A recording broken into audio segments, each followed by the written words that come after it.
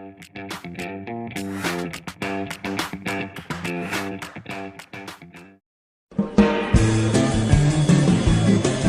everyone, and welcome to English Pod. My name is Marco. My name is Catherine, and today we have an upper intermediate level lesson. It's kind of bitter, it's a little bit sad, but it's also kind of sweet.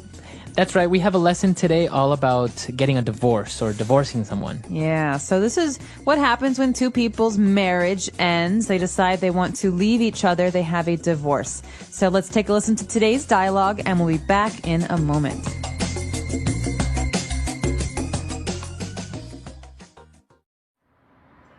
Joanne, let's not make this divorce any more acrimonious than it already is, okay?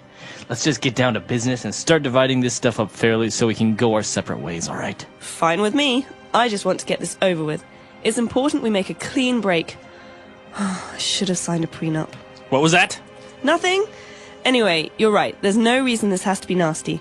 My lawyer tells me that you've accepted our alimony proposal and the division of property, as well as the custody agreement. I keep the cat and you get the dog. So that's done. Finally. Well, let's not go there, Joanne. Okay, so let's start with the record collection. I'll take the albums I contributed, and you can have your cheesy disco albums back. Fine, but I'm keeping the antique gramophone as my grandfather gave it to me. I believe that was a wedding present to both of us, Joanne, and you hardly ever use it. He's my grandfather, and he never really liked you anyway. Whatever. All right, I'll concede the silly gramophone if you'll agree that I get the silver tea set. How typical. When are you ever going to use a silver tea set? Fine. I don't want to drag this out any more than necessary. What's next? What about these old photographs? Which ones? Let me have a look. Oh, wow, look at that. That brings back memories. Remember that? Our trip to Italy. I remember that day. We were going to visit the Trevi Fountain, and we got caught in the rain. And you looked so adorable with your hair all wet. I did take a picture of you standing there in that little alley, smiling and laughing in the rain. Oh, we really did have fun back then, didn't we? Oh, Joanne, are we making a big mistake? I know our relationship has been on the rocks for some time, but are you sure we can't reconcile and try again? I still love you. Oh, Jeff, I love you too. I'm so glad we didn't have to decide who keeps the motorcycle. The motorcycle? But that's mine! All right, we're back. So now why don't we take a look at 6 key words on language takeaway. Language takeaway. Okay, Marco, this first word is what we call an SAT word. That means it's very difficult. It's so hard that many high school students in America study it before they go to college. Acrimonious. So the sentence starts off by saying, let's not make this divorce any more acrimonious than it already is. This divorce is very acrimonious, but let's not make it worse. Okay, so acrimonious would be Bitter. bitter, very complicated. Hard. So people emotional about it. You know, people, Joanne and Jeff, are getting a divorce. They're very angry at each other. So they're not having a peaceful divorce. This is the opposite. It's very bitter. It's very angry. Can you say this test is very acrimonious? No. Usually relationships are acrimonious. Okay. For example, ever since they had that big fight, Jeff and Joanne's relationship has been very acrimonious. Okay. Awesome. So acrimonious, a very hard word there. As you say, many people study it to pass exams in order to go into college. So now you know. Now, moving on, we have a very common legal term. When people are getting married, they want to sign sometimes a prenup. Yeah, you said it's common. You hear this a lot in movies and TV. Yeah, with celebrities. Yeah, you read about celebrities. So basically, a prenup is a short way of saying a prenuptial agreement. Nuptial means having to do with marriage. Right.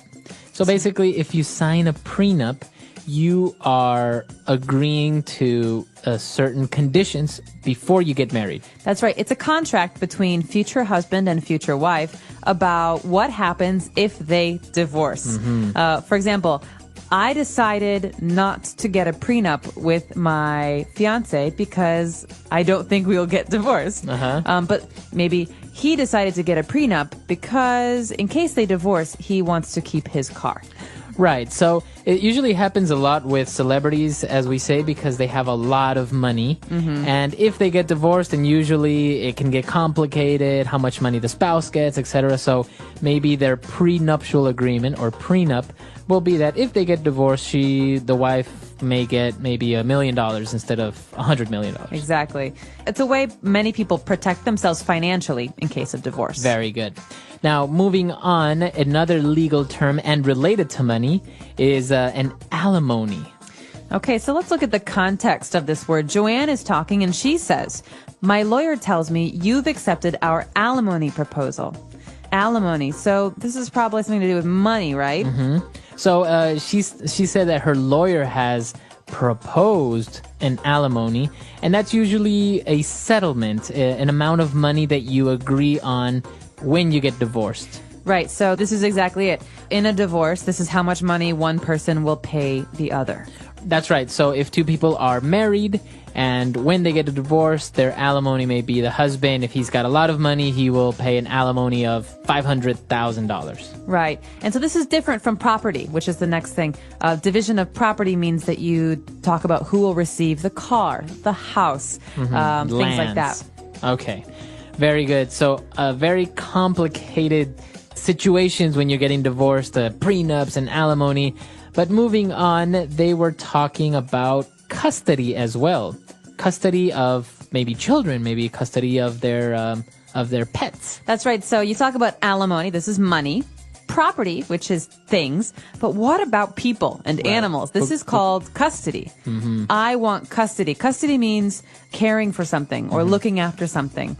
You could say the child is in the grandmother's custody. Okay, so in the care of the grandmother. That's right. So usually as well, when people get divorced, somebody gets custody of the children. Right. So he wants custody, but he doesn't have a job, so she will receive custody. You could say that. In this case, though, we're talking about custody of pets, animals. Right. In this case, it's animals, but it's actually true, right? People, when they get divorced, they may ask the court for custody of their pets. That's right. And sometimes custody is what makes a divorce extremely acrimonious. Yes. Who gets to keep the children? Who gets to keep the pets? Now, moving on and a little bit away from legal terms, they were dividing up their property and saying, well, I get to keep this, you get to keep that. And Joanne said, I'm keeping the antique gramophone as my grandfather gave it to me. So who cares about pets and money? I want the gramophone. Right. All right, so this is actually a word you don't hear very often anymore. It's an old thing, and that's what antique means, right? Antique is old. Right, so antique, this is an adjective here. It can also be a noun. An antique table, an antique gramophone, is something that's very old, like 100 years old or 150 years old. And a gramophone is one of those machines that you see in movies that play the old vinyl records and has like a big horn where the sound echoes. That's right. So in the 19th century, early 20th century, people didn't have CDs or MP3s or iPods. This is how they listened to music. So you usually have a hand crank. You have to turn the machine, and then the music will play, and you can dance and do whatever. Right. So that's a gramophone. Now, moving on to our last word, Jeff said, you know what? Okay, fine. Keep the gramophone. All right. I'll concede the silly gramophone. So to concede. To concede means to give up an argument. Okay, so you give up, you give in, you say, all right, take it. That's exactly right. So in this case, the argument is who will receive the gramophone? They fight, they argue, and finally, Jeff says, I concede. Okay, I give up. You take it. And is it only for things, or can you also concede someone, like you say somebody is right? You can say that, or an election. For example, there are two people who want to be president, and the vote is counted, and it's not clear who the president is, and one person says, fine, I concede. That means I give up, you win. Okay, very good. So to concede. All right, 6 key words there. They're very interesting, especially the legal terms. Very common, and it's very common, and it's very useful for you to know next time you're watching maybe a movie or something related to this topic. Hopefully not the next time you're getting divorced. Right. But let's move on now to 4 key phrases that we have for everyone on Fluency Builder. Fluency Builder. Marco, let's get this over with. I'm tired. I want to go home. Let's get it over with. Come on, let's just do it and get it over with. All right, so this is our first phrase in Fluency Builder. To get this over with, or to get it over with. Okay, so let's take that as a phrase. And to get something over with means let's just finish it quickly. Let's stop delaying. That's right. This is a way to ask to finish something quickly or to stop something. So, for example, I have to go to the dentist later. Maybe I really don't want to go. I'll say to myself, let me just get this over with, and once it's done, I don't have to worry about it. Or maybe you have homework to do, and instead of doing it later, you're just like, okay, I'm going to do it now and just get it over with. All right, to get over with, to get something over with. Okay. And when they were talking about breaking up or separating, Joanne mentioned it's important we make a clean break. What does she mean by making a clean break? All right, we hear this phrase all the time. It's a very important phrase. In relationships, it means when two people leave each other, you don't then call them or see each other or hang out. It means a clean break. You stop altogether. Okay. You stop something completely. So you don't talk anymore, you don't see each other anymore, you completely just stop contact with each other. Exactly. You can also say this about breaking something. You could say it was a clean break. When I broke my arm, it was a clean break. There were no little pieces of bone or any problems like that. It was a clean break. That means completely broke. Okay, so when we talk about clean break in a relationship, it means we completely break up, we stop talking to each other, and it's over with. It's in the past. Exactly. All right. So moving on, they were talking and completely, arguing about, I get the gramophone, I get the tea set. And Joanne said, okay, fine. I don't want to drag this out any longer than necessary. So you can hear her. I don't want to drag this out any longer than necessary. So to drag something out means to extend, to make something longer, to make something take more time than it should. Okay. So for example, if someone's giving a speech, they may be dragging it out, right? And you're, so if someone's giving a very long speech, you're like, oh my God, he's dragging the speech out so long. Yeah, when will he ever stop? Right. Or you could say in an argument, I'm tired of arguing. Let's not drag this out anymore. Let's just stop. Okay. So to drag something out is usually time related, to make things longer than necessary. Exactly. All right. And for our last phrase, when Jeff was talking about the relationship, he says, I know our relationship has been on the rocks for some time. Okay, so the relationship was on the rocks. Okay, so this is an interesting phrase. Think about rocks. You see rocks on the ground in the ocean. Something that's on the rocks, in this case, means something that is not going well. Something that has problems. Yes, it's not smooth. So when Jeff says our relationship has been on the rocks, he's saying we fight a lot. We have problems. It's not working. So if I say my company has been on the rocks recently, it means it's not doing very well. Business is not going well. Yeah. Okay. So you can use this for different things. Now, obviously, you may have heard it before for drinks. You say scotch on the rocks. Right. That's different. Be careful. In that sentence, Marco's talking about ice. Right? Yeah. So that's different if you ask for a drink on the rocks. But if you describe yourself or your company or a relationship as being on the rocks, it means you're having a tough time. It's a bad situation. Okay. Exactly. So it's a very useful phrase. I think that's very native, very colloquial if you say something like Absolutely. It's a great phrase to use. I encourage you. I mean, I hope that your situation, your work, and your relationships are not on the rocks. But I do hope that when you're practicing speaking, you use this phrase a lot because it's really, really colloquial, like you say, Marco. Yeah, it's really good. So I think we've taken a look at a lot of phrases, a lot of vocab. Why don't we go back, listen to the dialogue for one last time.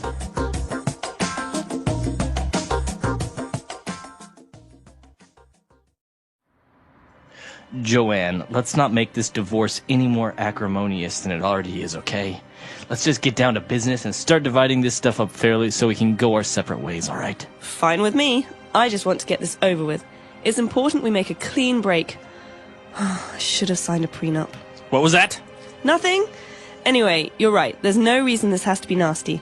My lawyer tells me that you've accepted our alimony proposal and the division of property, as well as the custody agreement. I keep the cat and you get the dog. So that's done. Finally. Well, let's not go there, Joanne. Okay, so let's start with the record collection. I'll take the albums I contributed, and you can have your cheesy disco albums back. Fine, but I'm keeping the antique gramophone as my grandfather gave it to me. I believe that was a wedding present to both of us, Joanne, and you hardly ever use it. He's my grandfather, and he never really liked you anyway. Whatever.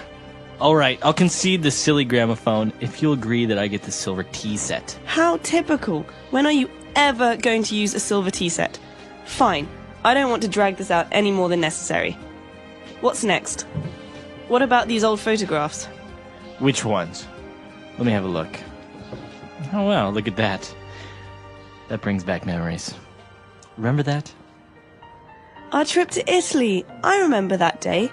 We were going to visit the Trevi Fountain, and we got caught in the rain. And you looked so adorable with your hair all wet. I had to take a picture of you standing there in that little alley, smiling and laughing in the rain. Oh, we really did have fun back then, didn't we? Oh, Joanne, are we making a big mistake? I know our relationship has been on the rocks for some time, but are you sure we can't reconcile and try again? I still love you. Oh, Jeff, I love you too. I'm so glad we didn't have to decide who keeps the motorcycle. The motorcycle? But that's mine!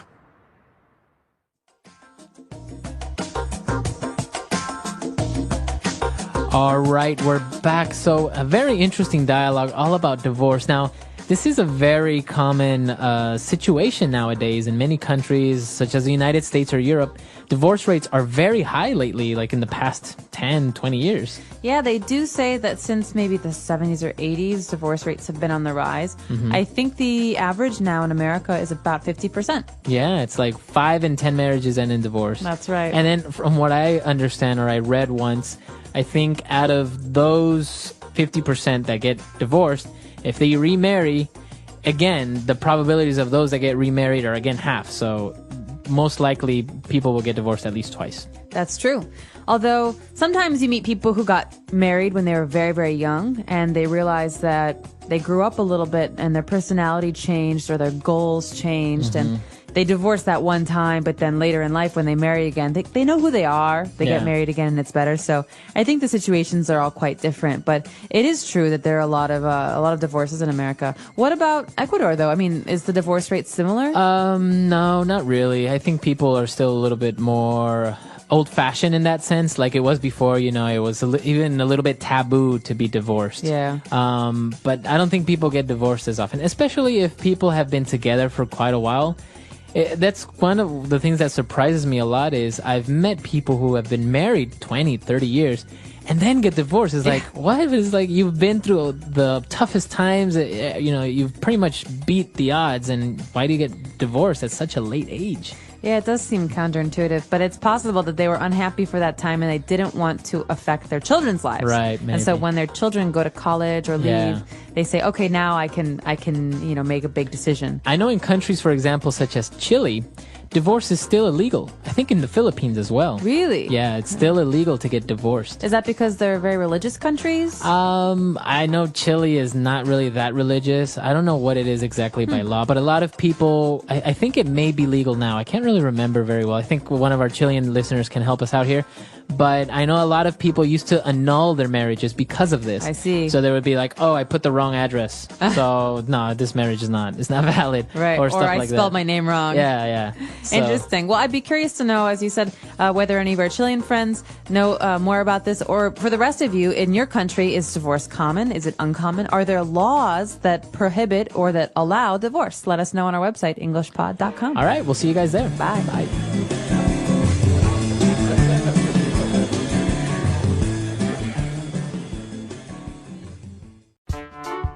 The English Pod Audio Review. Listen to the meaning, then say the vocabulary word. Thorough or complete stop in a relationship. Clean break. Prenuptial agreement, a contract prior to marriage. Prenup. The act of keeping safe or guarding. Custody. To acknowledge, often reluctantly, as being true. Concede. Proceed for an extended period of time. Drag this out. Set or keep apart in the relationship. Go our separate ways. Let's try that faster. To acknowledge, often reluctantly, as being true. Concede. Proceed for an extended period of time. Drag this out. Set or keep apart in the relationship. Go our separate ways. Prenuptial agreement, a contract prior to marriage. Prenup. Thorough or complete stop in a relationship. Clean break. The act of keeping safe or guarding. Custody. Now say the word and hear it in a sentence. Clean break.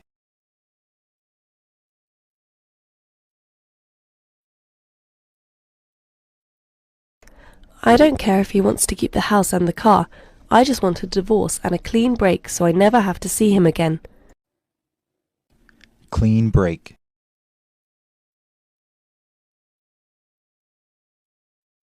A clean break can only occur if both parties are financially independent. Clean break.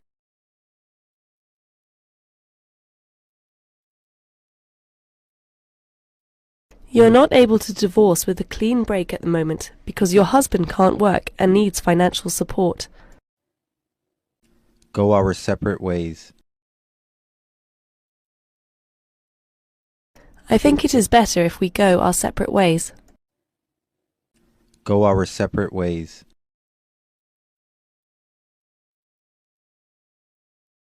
They decided to end the relationship and go their separate ways. Go our separate ways. I proposed we go our separate ways, but she didn't want to. Custody. I am fighting for custody of my dog. Custody. The court gave custody of the children to the father. Custody. People always have custody battles when they get divorced. Concede. After 3 hours of fighting, she conceded to him the computer. Concede. I find it hard to concede when people are right. Concede. He conceded me the right to use the car every day. Drag this out. I hate it when people drag out a conversation for hours. Drag this out. I don't want to drag out this argument any longer. Drag this out.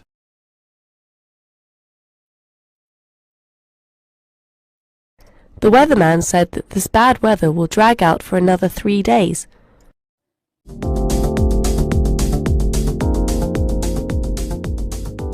Hello, everyone, and welcome to English Pod. My name is Marco. My name is Catherine, and today we're talking about helping other people. That's right. We are going to volunteer and to help other people that maybe don't have as much as we do, and so this is a way to give back to the community. That's right. So this is an intermediate level lesson, and before we get going, we have a phrase to preview in today's vocabulary preview. Vocabulary preview. All right. So on vocabulary preview today, we have this phrase, a soup kitchen, or it's a noun, a soup kitchen. That's right. A soup kitchen is a place. Basically, it is a place where volunteers can help cook and serve people who don't have enough money to feed themselves. Okay, so that's a soup kitchen. It's basically a place where people can get free food. That's right. Okay, so this is where we're going to be today. We are at a soup kitchen, and we're going to hear a couple of people talking about helping out at a soup kitchen. Let's listen.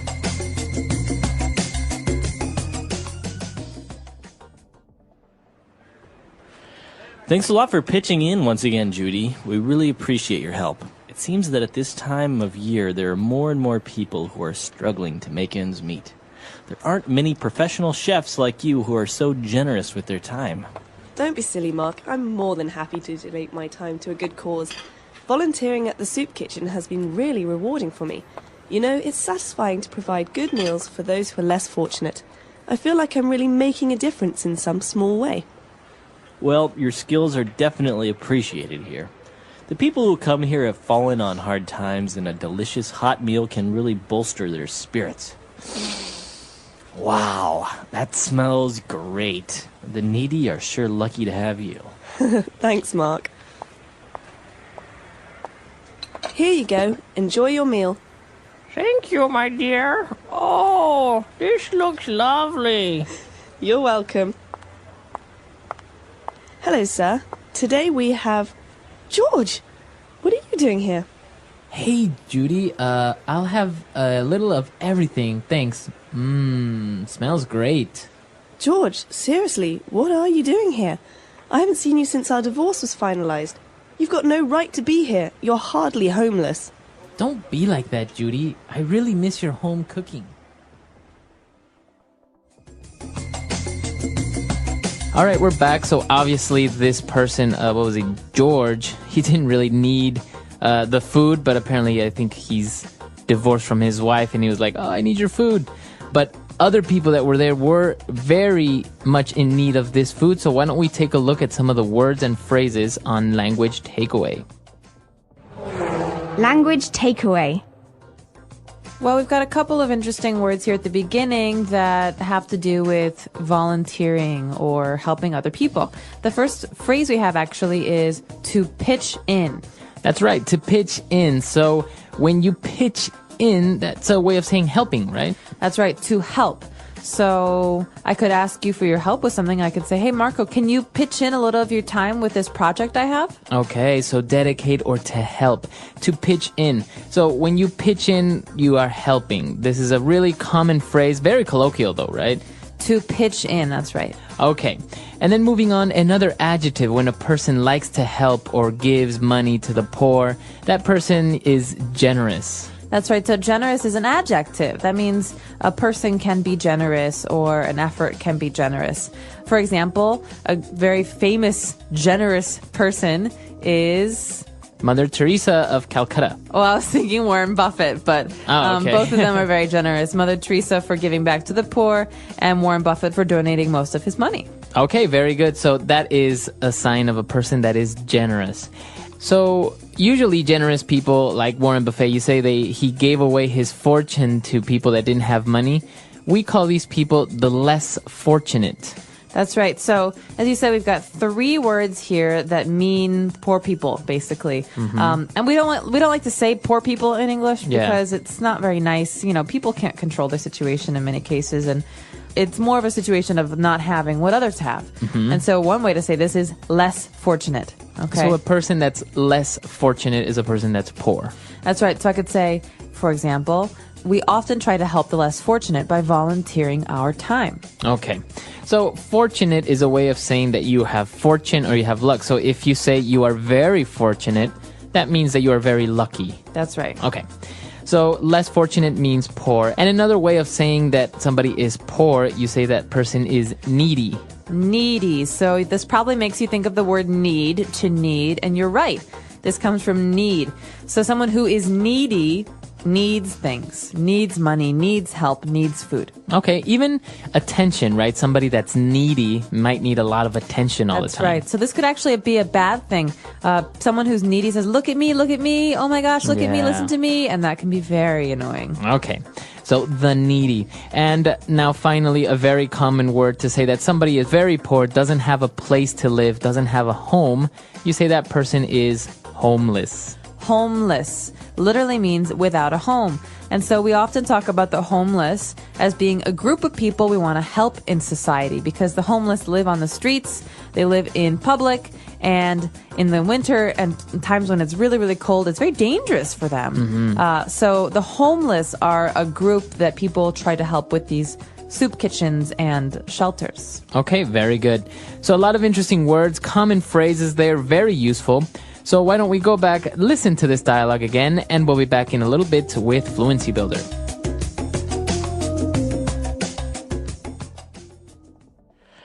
Thanks a lot for pitching in once again, Judy. We really appreciate your help. It seems that at this time of year, there are more and more people who are struggling to make ends meet. There aren't many professional chefs like you who are so generous with their time. Don't be silly, Mark. I'm more than happy to donate my time to a good cause. Volunteering at the soup kitchen has been really rewarding for me. You know, it's satisfying to provide good meals for those who are less fortunate. I feel like I'm really making a difference in some small way. Well, your skills are definitely appreciated here. The people who come here have fallen on hard times, and a delicious hot meal can really bolster their spirits. Wow, that smells great. The needy are sure lucky to have you. Thanks, Mark. Here you go. Enjoy your meal. Thank you, my dear. Oh, this looks lovely.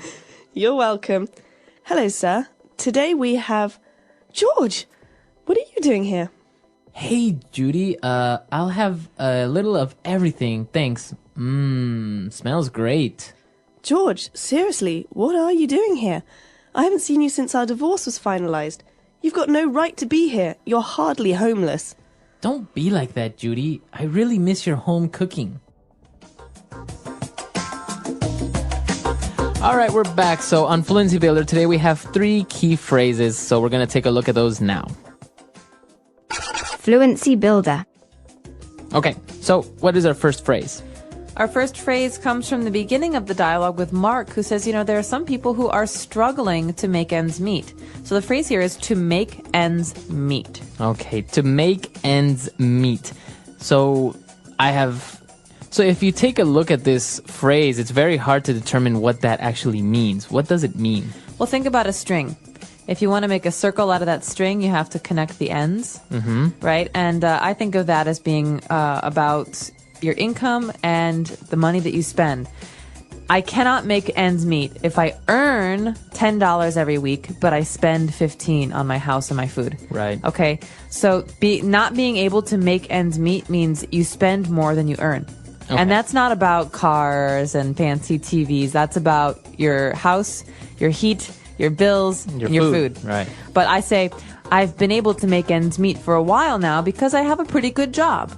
Okay, so to make ends meet is to be able to pay for your necessities. Okay. But he can't make ends meet means he can't support himself financially. Okay, very good. So to make ends meet is pretty much to satisfy your basic necessities. Financially, okay.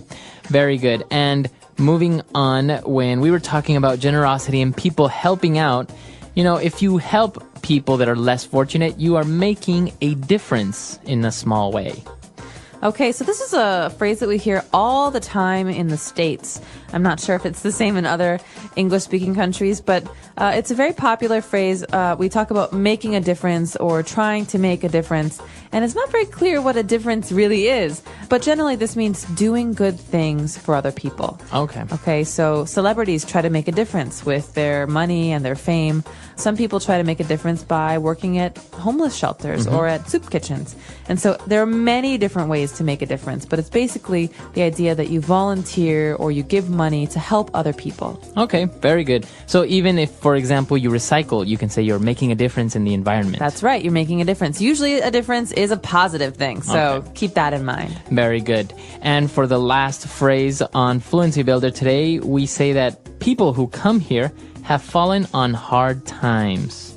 So people that have fallen on hard times. What does it mean if you fall on hard times? Well, basically, hard times are difficulties, right? So not being able to make ends meet, not being able to pay for your food and your housing. And so we have the verb to fall. You've fallen on hard times because you've gone from a place where you're comfortable to a lower place, a place where life is really hard. Right. And so think of this as a fixed phrase.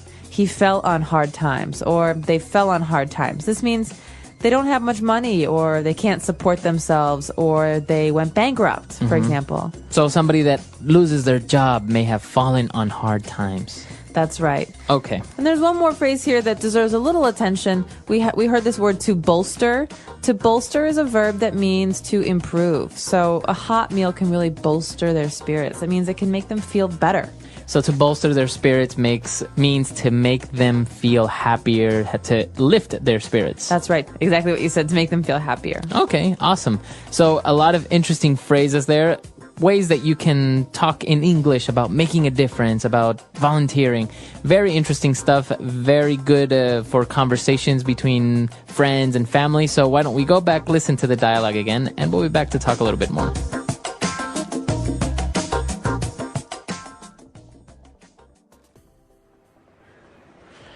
Thanks a lot for pitching in once again, Judy. We really appreciate your help. It seems that at this time of year, there are more and more people who are struggling to make ends meet.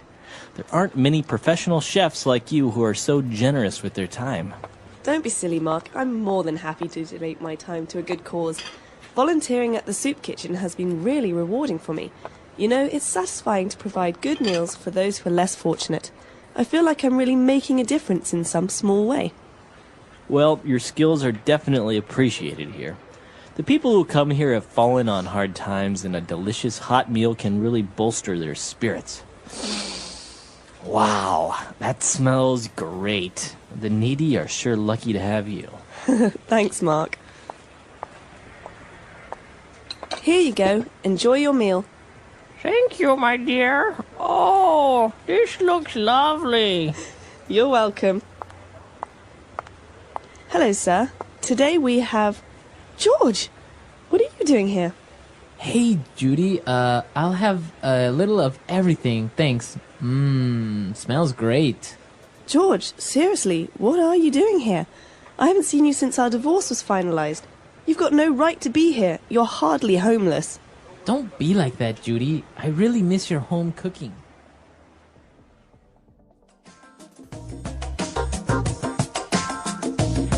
All right, we're back. So talking about volunteering, have you ever done any volunteer work? I have. I've done quite a bit, actually. Yeah, what have you done? Back when I was living in the United States, in Chicago, I used to cook for a homeless shelter every week. So I would bring food every Thursday. So you cook at home and you bring the food over to the shelter? That's right. So the shelter had a kitchen, but they used donations from people because there were so many people who came there for food. And once a month, I would volunteer to also serve the food. Okay. So I would bring lasagna or pasta, things that most people like, and then once a month I would sit down with people and talk. You know, a lot of people are lonely when they're in homeless shelters because they come alone, or maybe it's a mother and her child, and it's nice to also come and sit and talk to them. No, it's very interesting, and I think volunteering is a much better solution than, for example, just giving out money to poor people or something like that. I don't think that's really the solution. I think you should dedicate your time and your energy to making a difference, like in the dialogue. Well, and I think that the other benefit is for you, the volunteer, because it changes your perspective on poverty and on humanity. And you think about, well, you know, I could be this person. He was a banker 2 years ago, and now he doesn't have a house. And so I think it has a positive effect on everybody involved. Yeah, for sure. No, I think it's a very rewarding experience, and I think English Pod definitely supports that you should volunteer, you should make a difference, and I think we can all help each other, right? That's right, and let us know, have you ever volunteered? What kind of volunteer work have you done? Has it been environmental or social? Helping other people, the power of kindness. What does it mean to help others? Helping others means giving our time, energy, or resources to support someone in need. It can be something big, like volunteering at a hospital, or something small, like helping a friend with homework. Helping others does not always mean giving money. It can be as simple as a kind word, a smile, or listening to someone's problems. In life, everyone needs help at some point. Sometimes we are the ones giving help, and other times we are the ones receiving it. Helping others makes the world a better place and brings happiness to both the giver and the receiver. Why is helping others important? Helping others makes people happy. When we help someone, they feel good and we feel good too. A simple act of kindness, like helping a friend or a stranger, can bring joy to both the giver and the receiver. Helping others builds strong relationships When we support and care for others, we create friendships and trust. People appreciate kindness, and helping them can strengthen the bonds between us. Helping others makes the world a better place. When people work together and support each other, communities become stronger. A society where people help one another is a society full of kindness, respect, and love. Helping others teaches kindness. When we help people, we learn to be patient, understanding, and caring. It helps us see the struggles of others and reminds us to be grateful for what we have. Helping others can come back to us. One day, when we are in need, someone might help us in return. Acts of kindness create a cycle of goodness that spreads from one person to another, making life better for everyone. Ways to help others. There are many ways to help others in our daily lives. Helping does not always mean giving money. It can be through time, effort, or even kind words. When we help people, we make life easier for them and create a positive environment around us. Helping family. Family is the first group of people we are connected to. Helping family members makes home a happier place. We can help by doing chores, listening to their problems, and supporting them in difficult times. Helping parents with housework, taking care of younger siblings, and assisting elderly family members are simple ways to show love and care. Helping friends. Friends are an important part of life, and helping them strengthens our relationships. We can help by being there when they need someone to talk to, sharing things with them, or supporting them in their studies. A good friend helps during difficult times and celebrates during happy moments. Helping strangers. We do not need to know someone to offer help. Small acts of kindness, like giving directions, helping an elderly person carry groceries, or picking up something someone dropped, can make a big difference. Helping strangers shows that kindness exists everywhere and creates a sense of unity in society. Helping in the community. Communities become stronger when people work together. Volunteering in schools, hospitals, or parks helps improve the place we live in. Cleaning public areas, donating food and clothes to those in need, and participating in community programs are great ways to make the world a better place. A helpful community is a happy and successful one. The reward of helping others. Helping others does not only benefit those who receive help, but it also makes us feel happier and more connected to the world. When we help others, we learn kindness, patience, and understanding. It creates a chain of goodness when we help someone. They may help another person, and the kindness continues. Helping others is a small act that can make a big difference. Even a small gesture, like holding the door for someone or giving a kind word, can brighten someone's day. The more we help, the more we spread kindness, making the world a better place for everyone. The English Pod Audio Review. Listen to the meaning, then say the vocabulary word. Set to work vigorously. Pitch in. Willing to give away one's money, time, etc. Generous. Give something for free to a good cause. Donate. Be in a difficult situation. Fall on hard times. People who need practical or emotional support. Needy. Almost not. Hardly. Willing to give away one's money, time, etc. Generous. Set to work vigorously. Pitch in. Let's try that faster. Give something for free to a good cause. Donate. Willing to give away one's money, time, etc. Generous. Almost not. Hardly. Set to work vigorously. Pitch in. Willing to give away one's money, time, etc. Generous. Be in a difficult situation. Fall on hard times. People who need practical or emotional support. Needy. Set to work vigorously. Pitch in. Now say the word and hear it in a sentence. Donate.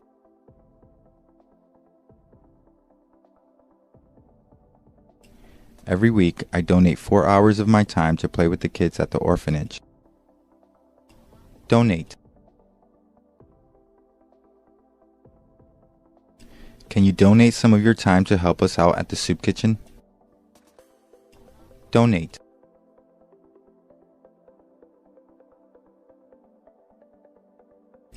We have many volunteers who regularly donate their time to talk with the elderly in the nursing home. Generous. They gave a generous donation to the organization. Generous. This restaurant is very generous with their portion sizes. Generous. He is known to be a generous person. Fall on hard times.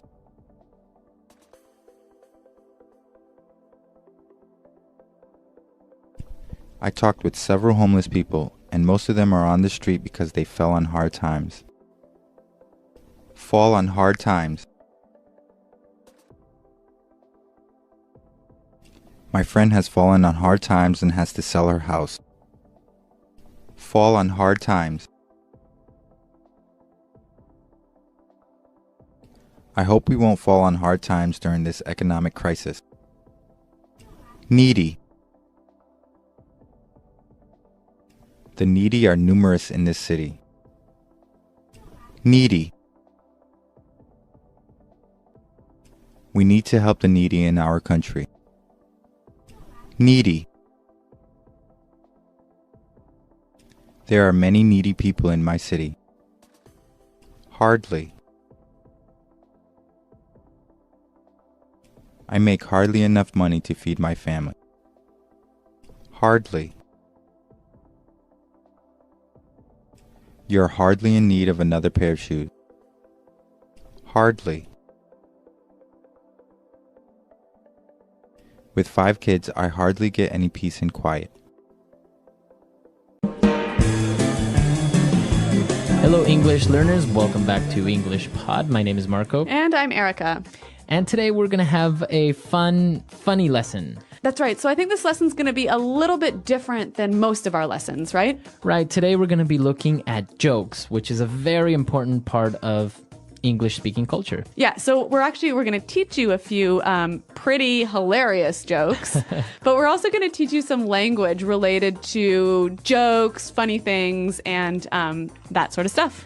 All right, so in order for us to understand a little bit better the jokes that we're going to be looking at, why don't we take a look at vocabulary preview? Vocabulary preview. 2 of these words you'll hear in the dialogue, but one you won't, but you still need to know this word so you can understand the jokes. All right, so the word that we're talking about is not really a word, it's a sound. Yeah. Moo. Moo. So moo is the sound that cows make. That's right, M-O-O. Right, they go moo. Very nice, Marco. I could do a good cow. Yep. All right, so we all know now that that's what cows say. Exactly, so it's going to be important for the joke. You'll see why. Okay. Now, another word that you need to understand is a dam. So a dam. A dam. A dam is like a big wall, right? Well, it's a wall in water that stops the river from flowing. Okay, so usually you build dams in rivers and then the water can pass or not. Yeah, it's something that you use to generate electricity, right? Very good. But there's another word that sounds exactly the same way, but it's just spelled a little differently. That's right. And we might hear someone say, "Oh, damn." And that's an interjection, which basically means, "Oh, no." Right. That's terrible. Uh-huh. Yeah. Damn. I can say, damn, I forgot my keys. Mm-hmm. Damn, we're late for the movie. Okay. So it's an interesting interjection, and we'll also see it in one of our jokes. And now let's move on to our last word.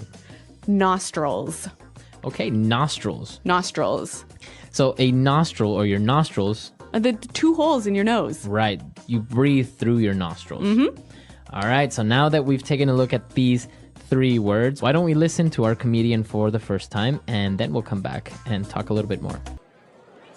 Hello, everyone, and welcome to Open Mic Night. You're in for a real treat as we've got a lot of great comics here with us tonight. First up, we have a very funny man coming straight from the state of Montana, Robert Hicks. Thank you, everyone. Well, what a lovely crowd. You know, there's nothing I love better than stand-up comedy. You know, I've been working on my routine for months now, and I've got some real zingers for you tonight. Let's start out with some short jokes. How about that? Where do you find a one-legged dog? Where you left it. Get it? Anyways, what do you call a sheep with no legs? A cloud. Ooh, tough crowd. All right, now you're gonna love this joke. It's hilarious. What do cows do for entertainment? They rent movies. Movies.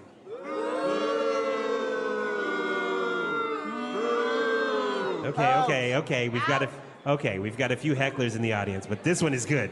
What does a fish say when it runs into a wall? Damn!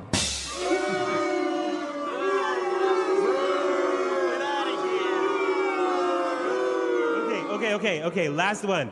Why do gorillas have big nostrils? 'Cause they got big fingers.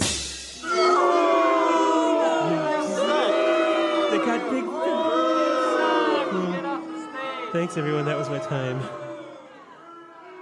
Okay, so some pretty hilarious jokes, huh? I don't think the crowd really enjoyed them all that much. Okay, well, maybe I'm just a fan of really terrible jokes. Well, they were pretty funny, but I guess the crowd just didn't appreciate his sense of humor. But you know what? They did use quite a lot of really interesting language. So why don't we look at that now in Language Takeaway? Language takeaway. On Language Takeaway, we're going to be looking at 6 words today, so let's get started. The announcer welcomed everyone and said that it's open mic night. Open mic night. So an open mic night. Okay, well, we know mic is short for microphone, right? Now, an open mic night is a chance where anyone can come up and talk into the microphone. So you can come up and sing, or you can tell jokes, you can do anything, basically. Yeah. All right, open mic night. So it's not for professionals, but for people who maybe want to be professionals. Right, amateurs. So it was open mic night, and he said they had a lot of great comics there. So comics. A comic. A comic. So basically, a comic is a person that makes a living by making people laugh. Yeah, someone who stands up on stage and tells jokes. All right. Would you say a clown is kind of like a comic? No, they're different. They're different, right? A comic doesn't wear a red nose and a crazy... A costume. Yeah. All right. Yeah, because I hate clowns. We do know that about you. All right. So a comic. And well, what comics do is they perform stand-up comedy. Stand-up comedy.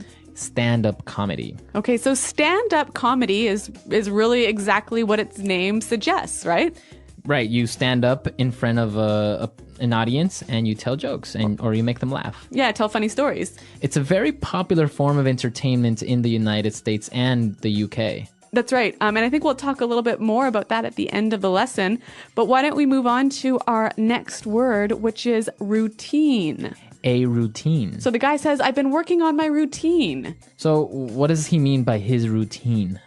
Well, I guess a routine is like a series or a collection of jokes or maybe movements that you use in a performance. All right, a routine. So you can talk about a dance routine. Or in this case, a comedy routine. So the series of jokes he's going to tell. That's right, that he practices again and again and again. All right, and in his routine, he said he's got a lot of zingers. Zingers. A zinger. So what's a zinger? Basically, a zinger is like a strong, maybe a little bit rude joke. Yeah, but like a kind of a one-line joke, right? Right, exactly. Yeah. And the people that were in the crowd and they were booing him, they were like, boo, those we call hecklers. Exactly, and that's our last word, a heckler. A heckler. Hecklers. So let's listen to some hecklers in action.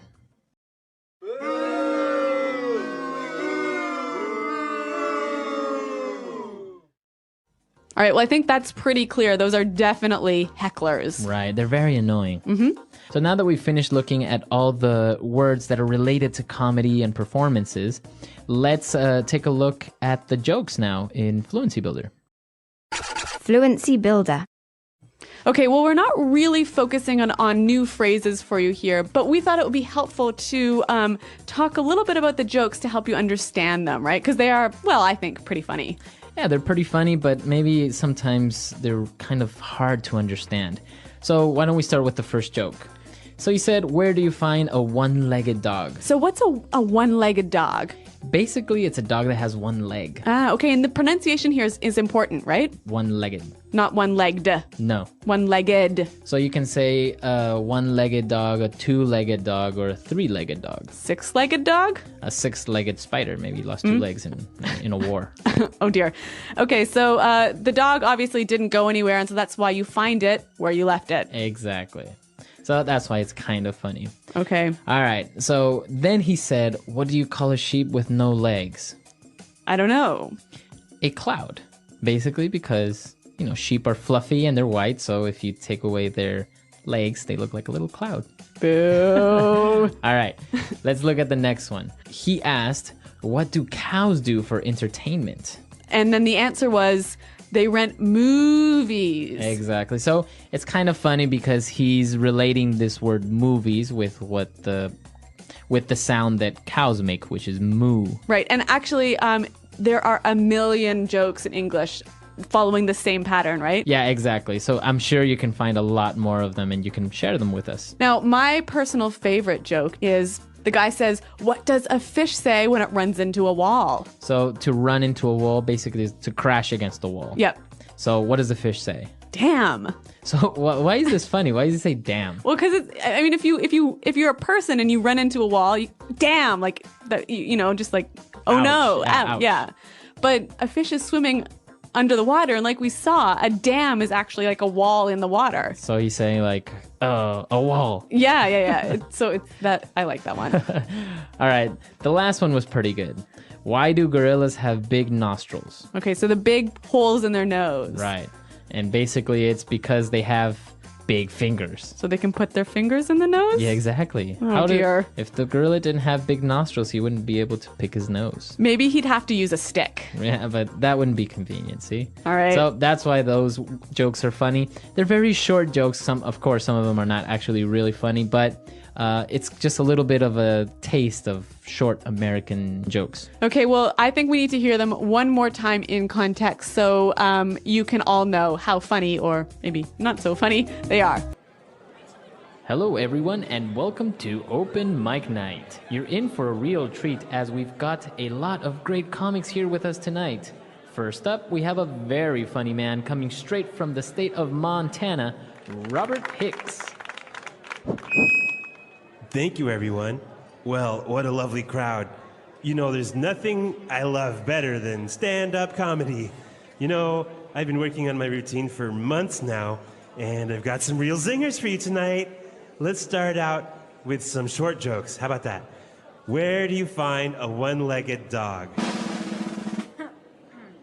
Where you left it. Get it? Anyways, what do you call a sheep with no legs? A cloud. Ooh, tough crowd. All right, now you're gonna love this joke.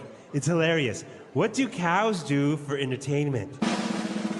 They rent movies. Movies.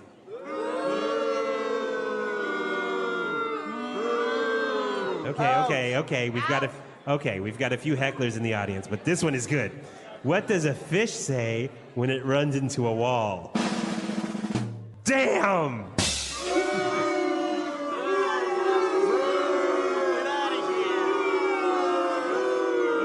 Okay, last one. Why do gorillas have big nostrils? Because they got big fingers. They got big fingers. Thanks, everyone. That was my time. Now, if you have any good jokes of your own, why don't you come to our website and tell us about them? Right. Come to EnglishPod.com. Share with us any jokes. Of course, they have to be clean. Don't come No swears. No swearing in the jokes. Yep. All right. So we'll see you guys there. And until next time. Thanks for listening and goodbye. Bye.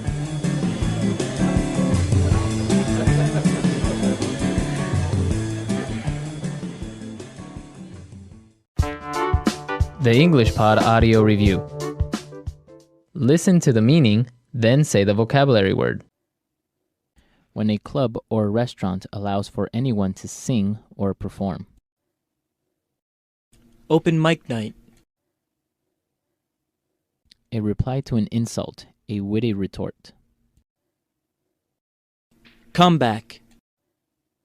When someone performs comedy while standing on a stage. Stand-up comedy. Insulting or in some other way defaming someone or something. Diss. A series of things such as movements or jokes. Routine. To play a joke or prank someone. Punk. A quick and clever comment that criticizes. Zinger. Make fun of or laugh at someone. Mock. Someone who interrupts, someone such as a speaker. Heckler. In an unrestrained manner, spontaneously. Ad lib. Let's try that faster. When a club or restaurant allows for anyone to sing or perform. Open mic night. To play a joke or prank someone. Punk. Make fun of or laugh at someone. Mock. When someone performs comedy while standing on a stage. Stand-up comedy. In an unrestrained manner, spontaneously. Ad lib. A series of things such as movements or jokes. Routine. Insulting or in some other way defaming someone or something. Diss. A reply to an insult, a witty retort. Comeback. Someone who interrupts, someone such as a speaker. Heckler. A quick and clever comment that criticizes. Zinger. Now say the word and hear it in a sentence. Open mic night.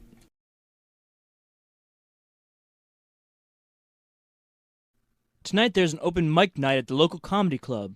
Want to go? Open mic night.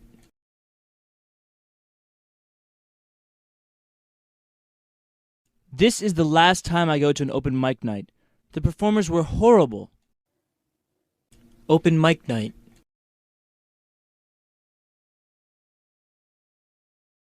Tom wants to go to the open mic night tonight since his friend is going to perform.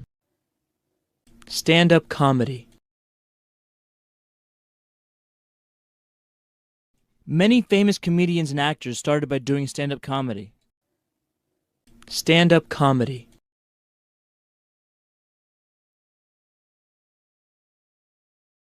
I love watching stand-up comedy.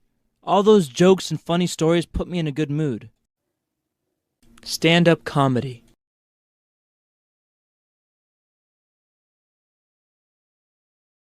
Did you hear? The bar down the street is going to have stand-up comedy tonight. Let's go. Routine.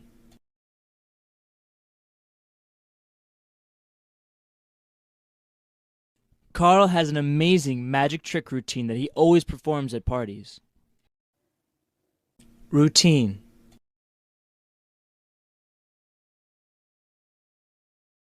Madonna's dance routine is perfect. She's such a good dancer. Routine. A good performer should have a solid routine when they get on stage. Zinger.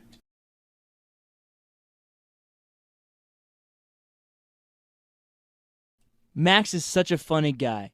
He always greets me with a new zinger. Zinger. I like to come up with witty zingers from time to time.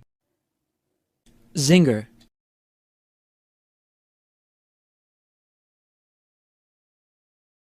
That comedian made me laugh so hard. He had so many funny zingers. Heckler.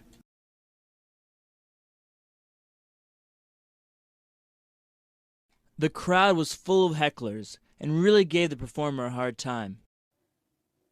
Heckler.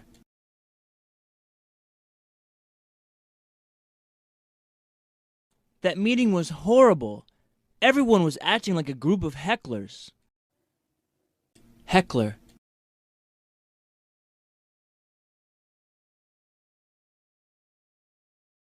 There was a heckler today at the press conference who really gave the president a hard time by being loud and obnoxious.